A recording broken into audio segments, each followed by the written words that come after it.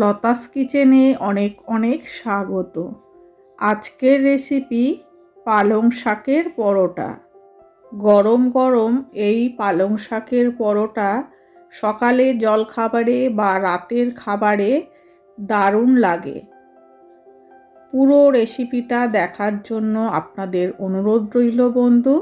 তাহলে শুরু করি আজকের রেসিপি। আমি এখানে 3 বাটি আটা নেব। 3 বাটি আটা নেওয়ার পর বড় চামচের 3 চামচ বেসন দেব। এরপর দেব 1 চামচ জোয়ান আর 1 চামচ গোটা জিরে। এরপর দেব ঝাল লঙ্কার গুঁড়ো 1/2 চামচ, আদা কুচি দেব 1 চামচ, লঙ্কা কুচি দেব 1 চামচ আর ধনে পাতা দেব 3 চামচ। এরপর আসল যে উপকরণ পালং শাক, সেই পালং শাক আমি দিয়ে দেব 3 বাটি। পালং শাকটা বেছে ধুয়ে একটু বড় করে কেটেছি, বেশি ছোট করিনি। দিয়ে দেব 2 চামচ সাদা তেল। সাদা তেল দেওয়ার পর সমস্ত উপকরণ আটার সাথে ভালো করে মিশিয়ে নেব।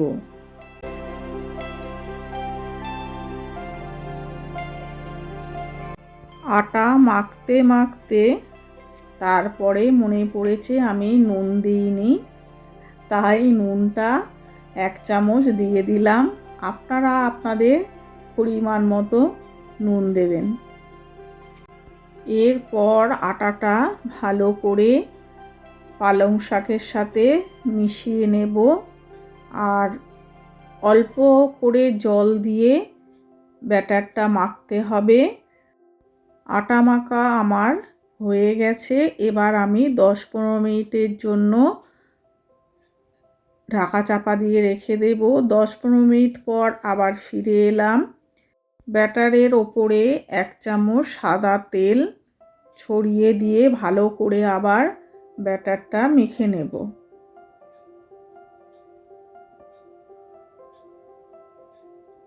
এরপর মাখার পর এবার লেচি কেটে নেব।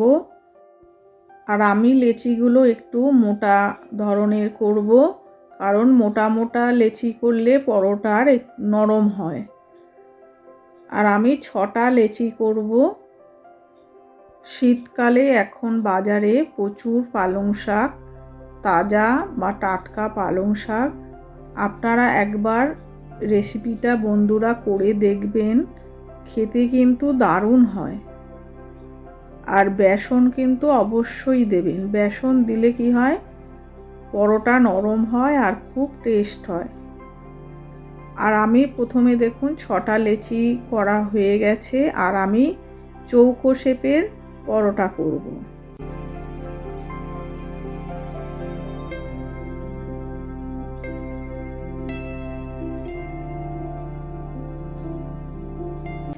চার সাইড ভালো করে মুড়ে নিয়ে এবার পাতলা করে বেলে নেব। আর একটা পরোটা বেলে দেখাবো, ত্রিকোণ পরোটা।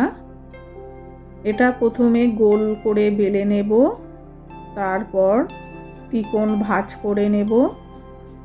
নিয়ে পরোটাটা বেলে নেব। আর গোল পরোটা তো সবাই বানাতে পারেন। এরপর একটা চাটু বসিয়ে পরোটাগুলো ভালো করে ভেজে নেব। ভালো করে সেঁকে নেওয়ার পর তারপরে তেল দেব। আমি 3টে পরোটা একসাথে করছি, আপনারা চাইলে একটা একটা করেও করতে পারেন। আমি ত্রিকোণ পরোটা, চৌকো পরোটা আর গোল পরোটা 3 রকমের বেলেছি। আপনাদের যেটা ইচ্ছা আপনারা সেইটা বানাবেন। এরপর আমার সেঁকা হয়ে গেছে পরোটা, দেখুন আমি তেল ব্রাশ করে নিচ্ছি। আপনারা চামচ দিয়েও তেল দিতে পারেন। ভালো করে এপিঠ ওপিঠ তেল ব্রাশ করে ভাজা করে নেব।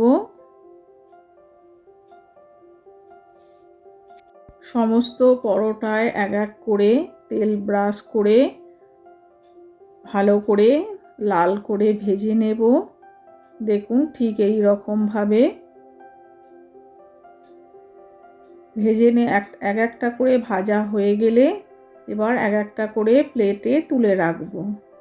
আপনারা চাইলে একটা একটা করেও ভেজে নিতে পারেন।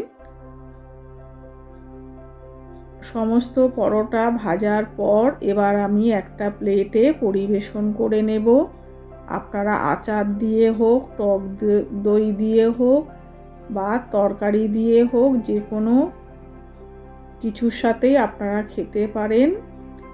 আর আমি একটু বাটার দিয়ে দিলাম, বাটার দিয়েও খেতে দারুণ লাগে। যদি রেসিপিটা আপনাদের ভালো লাগে বন্ধু, একটা লাইক করবেন, কমেন্ট করবেন। নতুন বন্ধু হলে সাবস্ক্রাইব করার অনুরোধ রইল। আবারও আসবো একটা নতুন রেসিপি নিয়ে। আপনারা ভালো থাকবেন।